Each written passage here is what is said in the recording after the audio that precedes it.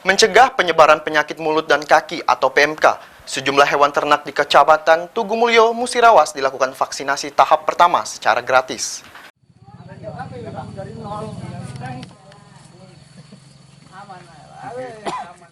Dinas Pertanian dan Peternakan atau Distanak Kabupaten Musirawas terus melakukan optimalisasi pencegahan penyakit mulut dan kuku atau PMK dengan melakukan vaksinasi PMK.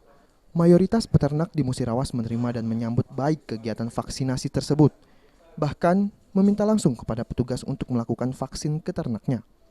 Petugas Puskesmas Tugumulyo, Paryono mengatakan, kegiatan vaksinasi PMK dilaksanakan sejak adanya wabah PMK yang menyerang sejumlah ternak milik masyarakat di Kecamatan Tugumulyo.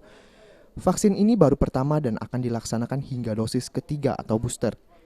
Vaksin diberikan kepada semua ternak sapi, mulai dari yang kecil hingga yang besar. Kemudian untuk dosis, setiap ekor sapi hanya dengan 2 ml. Selama pelaksanaan vaksin PMK, ada beberapa warga yang menolak ternaknya divaksin. Hari ini kita pelaksana vaksin PMK di desa Ki1 Wonerjo, Tambak Asri. Tujuannya lah itu untuk mencegah penyakit PMK. Itu secara pelaksanaan itu kan 3 kali. Vaksin pertama, kemudian umur sebulan kita vaksin lagi, kemudian baru 6 bulan vaksin ketiga pakai booster. Tri Hajaria, PAL TV.